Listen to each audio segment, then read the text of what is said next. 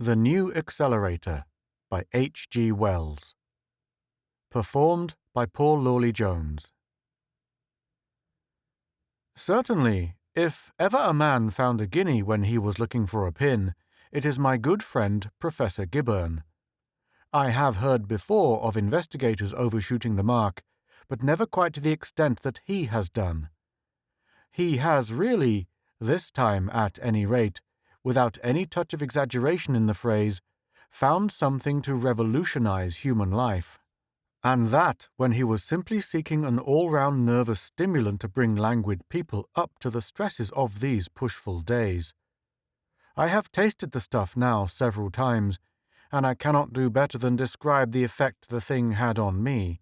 That there are astonishing experiences in store for all in search of new sensations will become apparent enough. Professor Gibberne, as many people know, is my neighbour in Folkestone. Unless my memory plays me a trick, his portrait at various ages has already appeared in the Strand magazine, think late in 1899, but I am unable to look it up because I have lent that volume to someone who has never sent it back. The reader may, perhaps, recall the high forehead and the singularly long black eyebrows that give such a Mephistophelian touch to his face. He occupies one of those pleasant little detached houses in the mixed style that make the western end of the upper Sandgate Road so interesting. His is the one with the Flemish gables and the Moorish portico, and it is in the little room with the mullioned bay window that he works when he is down here, and in which, of an evening, we have so often smoked and talked together. He is a mighty jester, but, besides, he likes to talk to me about his work. He is one of those men who find a help and stimulus in talking, and so I have been able to follow the conception of the New Accelerator right up from a very early stage. Of course, the greater portion of his experimental work is not done in Folkestone, but in Gower Street, in the fine new laboratory next to the hospital that he has been the first to use. As everyone knows, or at least as all intelligent people know, the special department in which Gibberne has gained so great and deserved a reputation among physiologists is the action of drugs upon the nervous system. Upon soporifics, sedatives, and anesthetics he is, I am told, unequalled. He is also a chemist of considerable eminence, and, I suppose, in the subtle and complex jungle of riddles that centres about the ganglion cell and the axis fibre, there are little cleared places of his making, little glades of illumination that, until he sees fit to publish his results, are still inaccessible to every other living man. And in the last few years, he has been particularly assiduous upon this question of nervous stimulants, and already, before the discovery of the New Accelerator, very successful with them. Medical science has to thank him for at least 3 distinct and absolutely safe invigorators of unrivaled value to practicing men. In cases of exhaustion, the preparation known as Gibberne's bee syrup has, I suppose, saved more lives already than any lifeboat round the coast. "But none of these little things begin to satisfy me yet," he told me nearly a year ago. "Either they increase the central energy without affecting the nerves, or they simply increase the available energy by lowering the nervous conductivity. And all of them are unequal and local in their operation. One wakes up the heart and viscera and leaves the brain stupefied. One gets at the brain champagne fashion and does nothing good for the solar plexus. And what I want, and what, if it's an earthly possibility, I mean to have, is a stimulant that stimulates all round, that wakes you up for a time from the crown of your head to the tip of your great toe, and makes you go 2, or even 3, to everybody else's 1, eh? That's the thing I'm after." "It would tire a man," I said. "Not a doubt of it. And you'd eat double or treble and all that. But just think what the thing would mean. Imagine yourself with a little fire like this." He held up a little bottle of green glass and marked his points with it. And in this precious phial is the power to think twice as fast, move twice as quickly, do twice as much work in a given time as you could otherwise do. But is such a thing possible? I believe so. If it isn't, I've wasted my time for a year. These various preparations of the hypophosphites, for example, seem to show that something of the sort.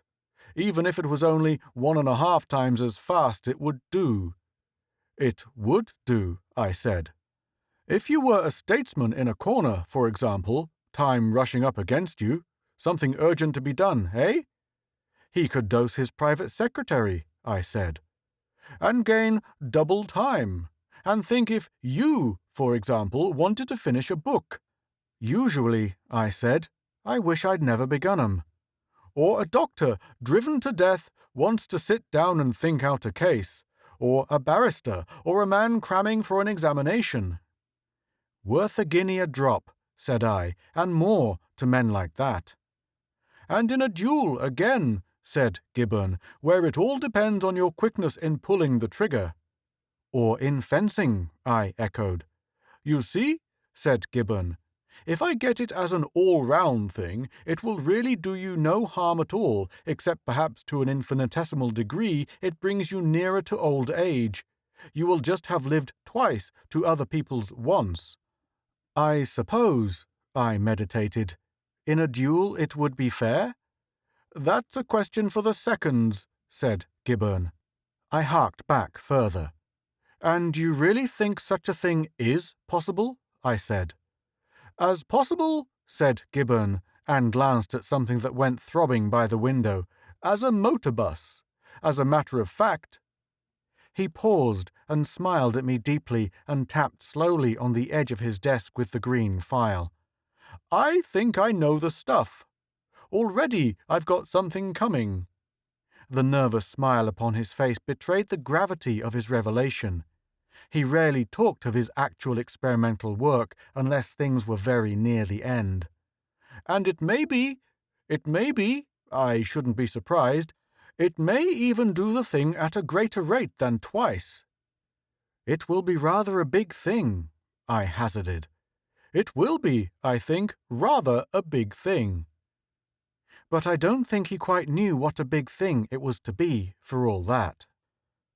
I remember we had several talks about the stuff after that.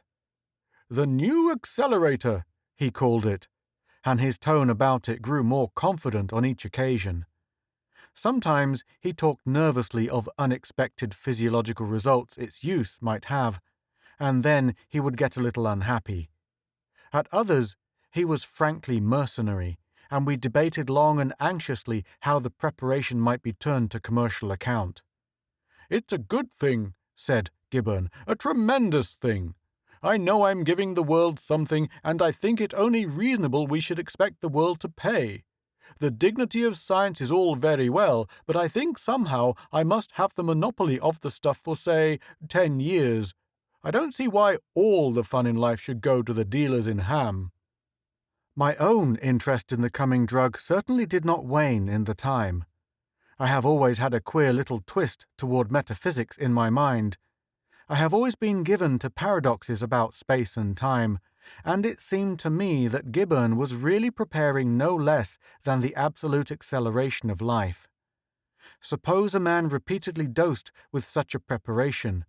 He would live an active and record life indeed, but he would be an adult at 11, middle-aged at 25, and by 30 well on the road to senile decay. It seemed to me that so far Gibbon was only going to do for anyone who took his drug exactly what nature has done for the Jews and Orientals, who are men in their teens and aged by 50 and quicker in thought and act than we are all the time. The marvel of drugs has always been great to my mind. You can madden a man, calm a man, make him incredibly strong and alert or a helpless log, quicken this passion and allay that, all by means of drugs. And here was a new miracle to be added to this strange armory of phials the doctors use. But Gibbon was far too eager upon his technical points to enter very keenly into my aspect of the question. It was the 7th or 8th of August when he told me the distillation that would decide his failure or success for a time was going forward as we talked. And it was on the 10th that he told me the thing was done and the new accelerator a tangible reality in the world. I met him as I was going up the Sandgate Hill towards Folkestone. I think I was going to get my hair cut, and he came hurrying down to meet me. I suppose he was coming to my house to tell me at once of his success. I remember that his eyes were unusually bright and his face flushed, and I noted even then the swift alacrity of his step. "It is done!" he cried, and gripped my hand, speaking very fast. "It's more than done. Come up to my house and see." "Really?" "Really!" he shouted. "Incredibly! Come up and see!" "And it does twice?" "It does more, much more. It scares me. Come up and see the stuff. Taste it. Try it. It's the most amazing stuff on earth." He gripped my arm and, walking at such a pace that he forced me into a trot, went shouting with me up the hill. A whole charabanc full of people turned and stared at us in unison after the manner of people in Charabanc. It was one of those hot, clear days that Folkestone sees so much of, every colour incredibly bright and every outline hard. There was a breeze, of course, but not so much breeze as sufficed under these conditions to keep me cool and dry. I panted for mercy. "I'm not walking fast, am I?" cried Gibberne, and slackened his pace to a quick march. "You've been taking some of this stuff?" I puffed. "No," he said, "at the utmost a drop of water that stood in a beaker from which I had washed out the last traces of the stuff. I took some last night, you know, but that is ancient history now." "And it goes twice?" I said, nearing his doorway in a grateful perspiration. "It goes 1,000 times, many thousand times," cried Gibberne with a dramatic gesture, flinging open his early English carved oak gate. "Phew," said I, and followed him to the door. "I don't know how many times it goes," he said, with his latchkey in his hand. "And it throws all sorts of light on nervous physiology. It kicks the theory of vision into a perfectly new shape. Heaven knows how many thousand times. We'll try all that after. The thing is to try the stuff now." "Try the stuff?" I said, as we went along the passage. "Rather," said Gibberne, turning on me in his study. "There it is in that little green phial there, unless you happen to be afraid." I am a careful man by nature, and only theoretically adventurous. I was afraid, but on the other hand, there is pride. "Well," I haggled, "you say you've tried it?" "I've tried it," he said, "and I don't look hurt by it, do I? I don't even look livery, and I feel—" I sat down. "Give me the potion," I said. "If the worst comes to the worst, it will save having my hair cut, and that, I think, is one of the most hateful duties of a civilized man. How do you take the mixture?" "With water," said Gibberne, whacking down a carafe. He stood up in front of his desk and regarded me in his easy-chair. His manner was suddenly affected by a touch of the Harley Street specialist. "It's rum stuff, you know," he said. I made a gesture with my hand. "I must warn you, in the first place, as soon as you've got it down, to shut your eyes and open them very cautiously in a minute or so's time. One still sees. The sense of vision is a question of length and vibration and not of multitude of impacts. But there's a kind of shock to the retina, a nasty giddy confusion just at the time if the eyes are open. Keep 'em shut." "Shut," I said. "Good." "And the next thing is, keep still.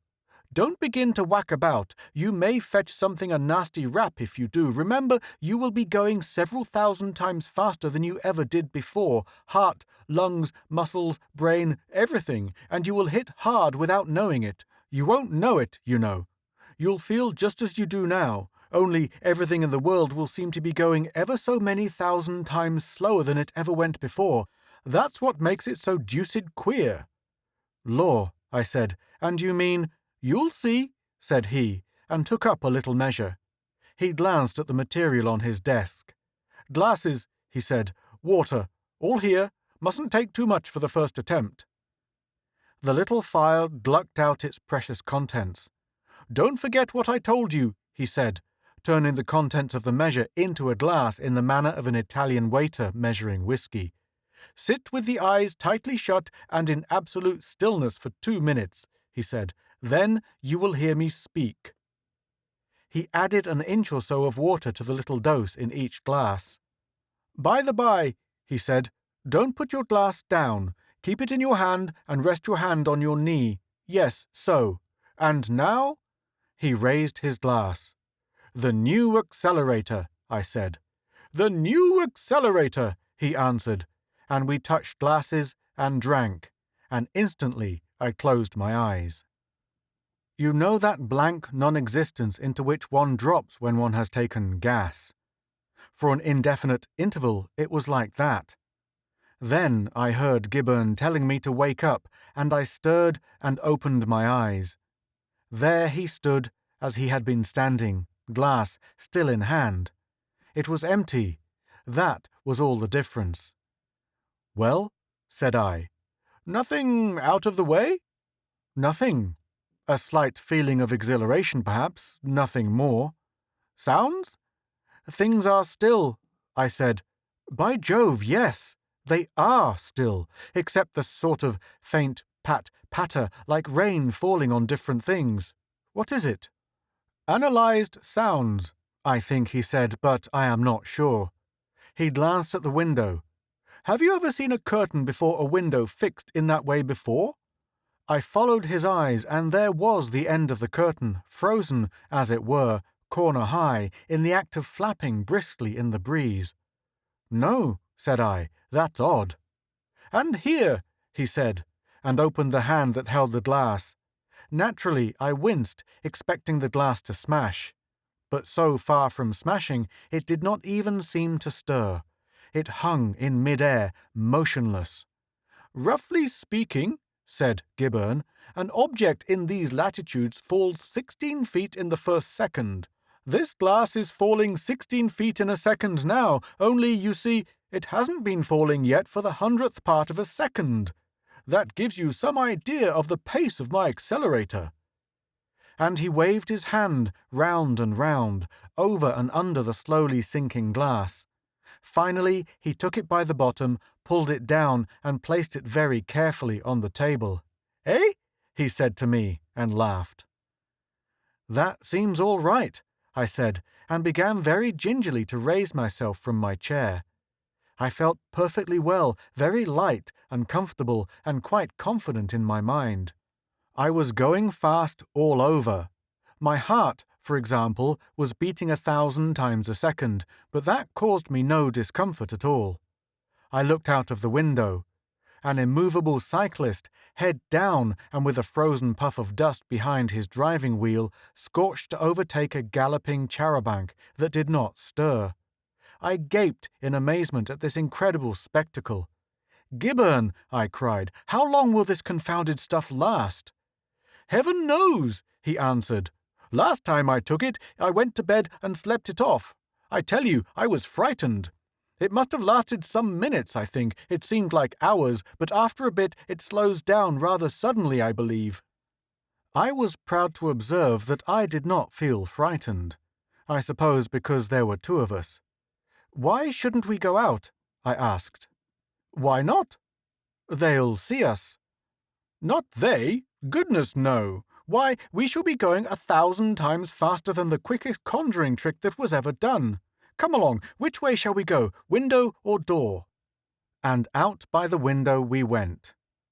Assuredly, of all the strange experiences that I have ever had, or imagined, or read of other people having or imagining, that little raid I made with Gibberne on the Folkestone Leas under the influence of the new accelerator was the strangest and maddest of all.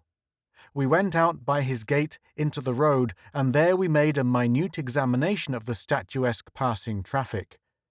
The tops of the wheels and some of the legs of the horses of this charabanc, the end of the whiplash, and the lower jaw of the conductor, who was just beginning to yawn, were perceptibly in motion.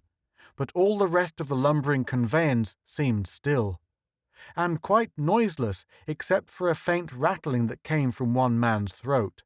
And as parts of this frozen edifice there were a driver, you know, and a conductor, and 11 people. The effect as we walked about the thing began by being madly queer and ended by being disagreeable. There they were, people like ourselves and yet not like ourselves, frozen in careless attitudes, caught in mid-gesture. A girl and a man smiled at one another, a leering smile that threatened to last forevermore. A woman in a floppy capeline rested her arm on the rail and stared at Gibbern's house with the unwinking stare of eternity. A man stroked his moustache like a figure of wax, and another stretched a tiresome stiff hand with extended fingers towards his loosened hat. We stared at them, we laughed at them, we made faces at them, and then a sort of disgust of them came upon us, and we turned away and walked round in front of the cyclist towards the Leas. "Goodness!" cried Gibbern suddenly. "Look there!"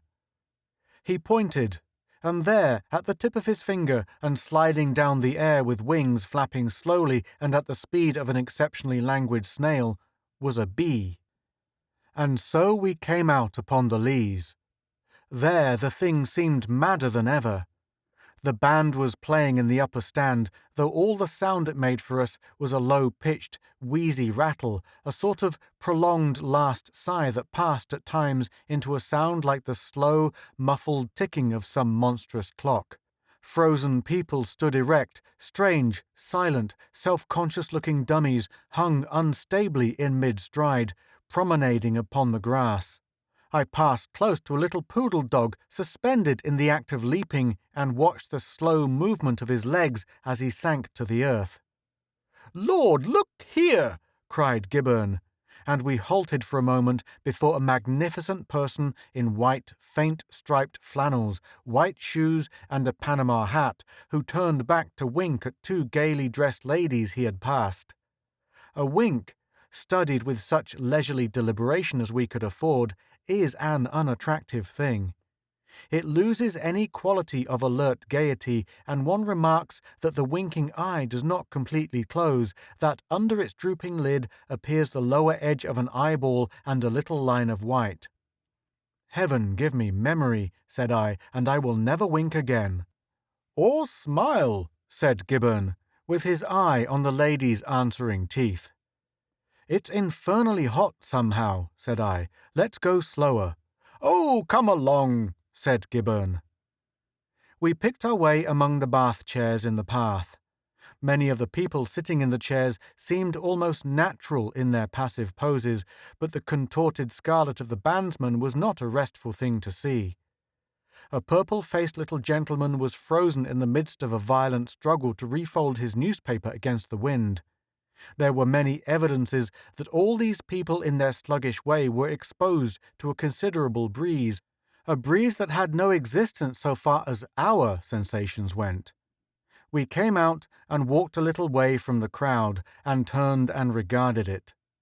To see all that multitude changed to a picture, smitten rigid, as it were, into the semblance of realistic wax, was impossibly wonderful. It was absurd, of course, but it filled me with an irrational, an exultant sense of superior advantage. Consider the wonder of it. All that I had said, and thought, and done since the stuff had begun to work in my veins had happened, so far as those people, so far as the world in general went, in the twinkling of an eye. "The new accelerator," I began, but Gibbern interrupted me. "There's that infernal old woman," he said. "What old woman?" "Lives next door to me," said Gibbern. "Has a lapdog that yaps. Gods, the temptation is strong." There is something very boyish and impulsive about Gibbern at times. Before I could expostulate with him, he had dashed forward, snatched the unfortunate animal out of visible existence, and was running violently with it towards the cliff of the Leas. It was most extraordinary. The little brute, you know, didn't bark or wriggle or make the slightest sign of vitality. It kept quite stiffly in an attitude of somnolent repose, and Gibbern held it by the neck. It was like running about with a dog of wood. "Gibbern," I cried, "put it down!" Then I said something else. "If you run like that, Gibbon," I cried, "you'll set your clothes on fire. Your linen trousers are going brown as it is." He clapped his hand on his thigh and stood hesitating on the verge. "Gibbon," I cried, coming up, "put it down. This heat is too much. It's our running so. 2 or 3 miles a second, friction of the air." "What?" he said, glancing at the dog. "Friction of the air," I shouted. "Friction of the air. Going too fast, like meteorites and things. Too hot, and, Gibbon, I'm all over pricking and a sort of perspiration. You can see people stirring slightly. I believe the stuff's working off. Put that dog down." "Eh?" he said. "It's working off," I repeated. "We're too hot and the stuff's working off. I'm wet through." He stared at me, then at the band, the wheezy rattle of whose performance was certainly going faster. Then, with a tremendous sweep of the arm, he hurled the dog away from him, and it went spinning upward, still inanimate, and hung at last over the grouped parasols of a knot of chattering people. Gibbon was gripping my elbow. "By Jove!" he cried. "I believe it is! A sort of hot pricking and— yes, that man's moving his pocket handkerchief. Perceptibly. We must get out of this, sharp." But we could not get out of it sharply enough. Luckily, perhaps, for we might have run, and if we had run we should, I believe, have burst into flames. Almost certainly we should have burst into flames. You know, we had neither of us thought of that. But before we could even begin to run, the action of the drug had ceased. It was the business of a minute fraction of a second. The effect of the new accelerator passed like the drawing of a curtain, vanished in the movement of a hand. I heard Gibbon's voice in infinite alarm. "Sit down," he said, and flop. Down upon the turf at the edge of the leas I sat, scorching as I sat. There is a patch of burnt grass there still where I sat down. The whole stagnation seemed to wake up as I did so. The disarticulated vibration of the band rushed together into a blast of music. The promenaders put their feet down and walked their ways. The papers and flags began flapping. Smiles passed into words. The winker finished his wink and went on his way complacently, and all the seated people moved and spoke. The whole world had come alive again, was going as fast as we were, or, rather, we were going no faster than the rest of the world. It was like slowing down as one comes into a railway station. Everything seemed to spin round for a second or two. I had the most transient feeling of nausea, and that was all. And the little dog, which had seemed to hang for a moment when the force of Gibbon's arm was extended, fell with a swift acceleration clean through a lady's parasol. That was the saving of us. Unless it was for one corpulent old gentleman in a bath chair, who certainly did start at the sight of us, and afterwards regarded us at intervals with a darkly suspicious eye, and, finally, I believe, said something to his nurse about us, I doubt if a solitary person remarked our sudden appearance among them. Plop! We must have appeared abruptly. We ceased to smoulder almost at once, though the turf beneath me was uncomfortably hot. The attention of every one, including even the Amusements Association band, which on this occasion, for the only time in its history, got out of tune, was arrested by the amazing fact, and the still more amazing yapping and uproar caused by the fact that a respectable overfed lapdog sleeping quietly to the east of the bandstand should suddenly fall through the parasol of a lady on the west, in a slightly singed condition due to the extreme velocity of its movements through the air. In these absurd days, too, when we are all trying to be as psychic and silly and superstitious as possible. People got up and trod on other people. Chairs were overturned. The Lees policeman ran. How the matter settled itself, I do not know. We were much too anxious to disentangle ourselves from the affair and get out of range of the eye of the old gentleman in the bath chair to make minute inquiries. As soon as we were sufficiently cool and sufficiently recovered from our giddiness and nausea and confusion of mind to do so, we stood up and, skirting the crowd, directed our steps back along the road below the Metropole toward Gibbon's house. But amidst the din I heard very distinctly the gentleman who had been sitting beside the lady of the ruptured sunshade using quite unjustifiable threats and language to one of those chair attendants who have "Inspector" written on their caps. "If you didn't throw the dog," he said, "who did?" The sudden return of movement and familiar noises, and our natural anxiety about ourselves — our clothes were still dreadfully hot, and the fronts of the thighs of Gibbon's white trousers were scorched a drabbish brown — prevented the minute observations I should have liked to make on all these things. Indeed, I really made no observations of any scientific value on that return. The bee, of course, had gone. I looked for that cyclist, but he was already out of sight as we came into the upper Sandgate Road, or hidden from us by traffic. The charabanc, however, with its people now all alive and stirring, was clattering along at a spanking pace almost abreast of the nearer church. We noted, however, that the window-sill on which we had stepped in getting out of the house was slightly singed, and that the impressions of our feet on the gravel of the path were unusually deep. So it was I had my first experience of the new accelerator. Practically, we had been running about and saying and doing all sorts of things in the space of a second or so of time. We had lived half an hour while the band had played perhaps 2 bars. But the effect it had upon us was that the whole world had stopped for our convenient inspection. Considering all things, and particularly considering our rashness in venturing out of the house, the experience might certainly have been much more disagreeable than it was. It showed, no doubt, that Gibbon has still much to learn before his preparation is a manageable convenience, but its practicability is certainly demonstrated beyond all cavil. Since that adventure, he has been steadily bringing its use under control, and I have, several times, and without the slightest bad result, taken measured doses under his direction, though I must confess I have not yet ventured abroad again while under its influence. I may mention, for example, that this story has been written at one sitting and without interruption, except for the nibbling of some chocolate, by its means. I began at 6:25, and my watch is now very nearly at the minute past the half hour. The convenience of securing a long, uninterrupted spell of work in the midst of a day full of engagements cannot be exaggerated. Gibbon is now working at the quantitative handling of his preparation, with especial reference to its distinctive effects upon different types of constitution.